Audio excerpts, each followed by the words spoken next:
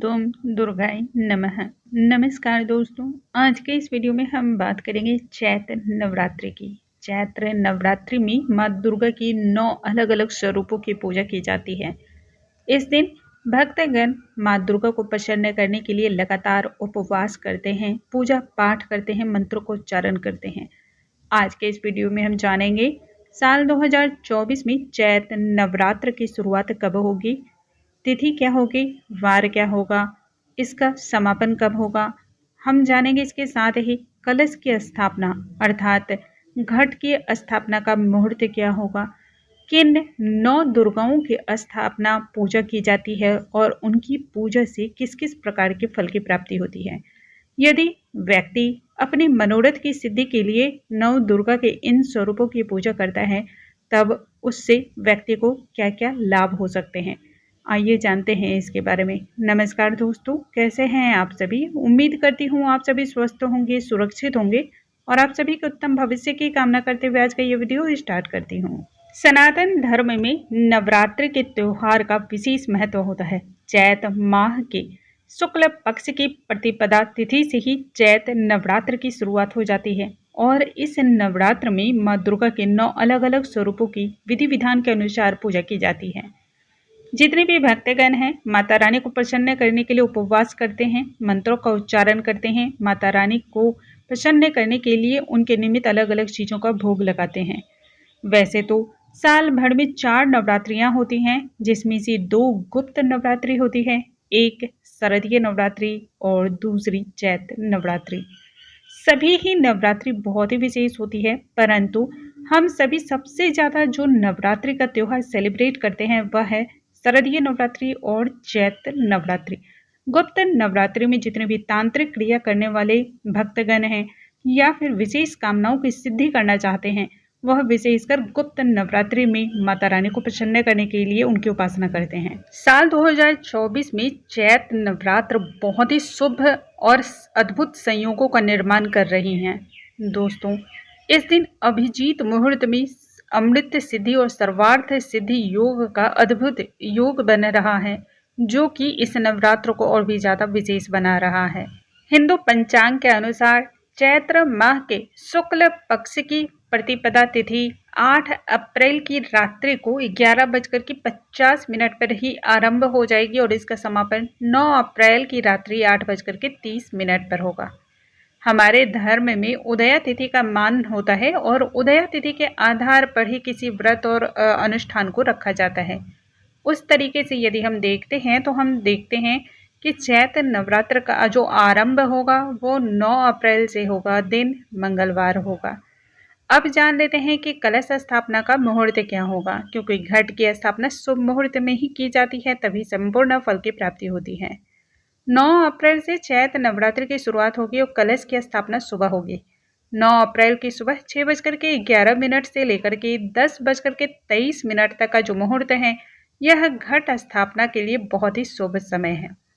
दूसरे मुहूर्त की अगर बात करें तो वह दोपहर के अभिजीत मुहूर्त हैं। ये भी बहुत शुभ मानी जाती है, इस समय भी आप स्थापना कर सकते हैं।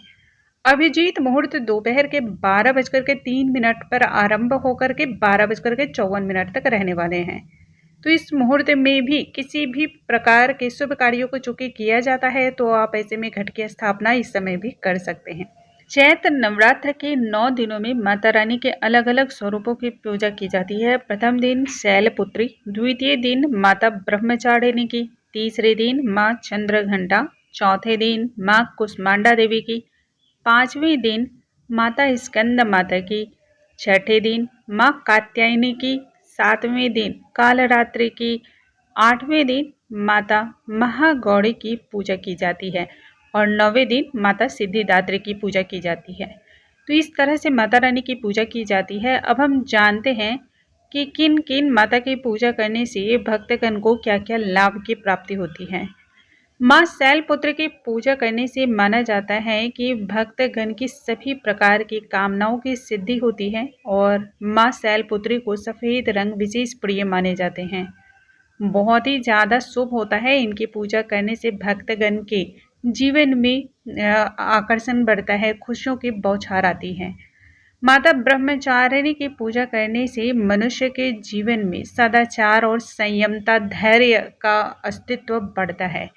माँ चंद्रघंटा की पूजा करने से मानव जीवन को सभी प्रकार के कष्टों से मुक्ति प्राप्त होती है। सांसारिक जितने भी तनाव हैं, कष्ट हैं, उनसे मुक्ति प्राप्त होती है।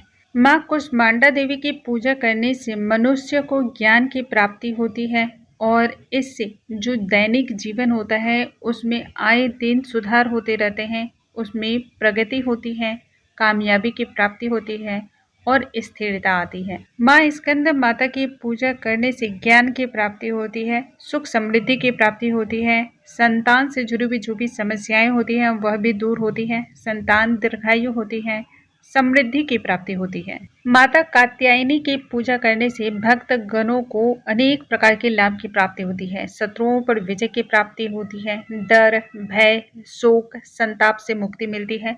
विवाह से जुड़ी हुई यदि कोई परेशानी है तो वह भी दूर होती है। शीघ्र विवाह के योग बनते हैं।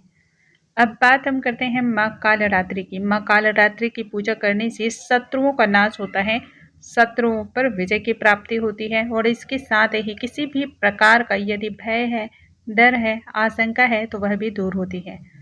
माता महागौरी की पूजा करने से सभी जितने भी कष्ट होते हैं मनुष्य जीवन में सभी दूर होते हैं और घर में सुख समृद्धि की प्राप्ति होती है। परिवार में नकारात्मकता समाप्त होती है और घर में सकारात्मक ऊर्जाओं का वास होता है। 90वें दिन माँ सिद्धिदात्री की पूजा करने से समस्त प्रकार की मनोकामनाएं सिद्ध होती हैं। उम्मीद करती हूँ दोस्तों आज का ये वीडियो आप सभी को बहुत अधिक पसंद आया होगा। वीडियो थोड़ा सा भी हेल्पफुल लगता हो तो इसे लाइक करना बिल्कुल ना भूलें, क्योंकि यही वह एक माध्यम है जिसके द्वारा हमें पता चलता है कि आपको हमारा वीडियो पसंद आ रहा है। वीडियो पसंद आ रहा हो तो फैमिली और फ्रेंड्स में ज़्यादा से ज़्यादा शेयर करें ताकि अन्य लोगों को भी इसका लाभ प्राप्त हो सके और आपके ज्ञान बांटने से बढ़ता है। यदि आप ज्ञान बांटते हैं तो उससे पुण्य की भी प्राप्ति होती है। अधिक से अधिक लोगों तक शेयर करें। अगले वीडियो में नई जानकारी के साथ हम फिर से मिलेंगे। तब तक के लिए नमस्कार दोस्तों और कमेंट बॉक्स में ओम दुम दुर्गाय नमः लिखना बिल्कुल मत भूलिए।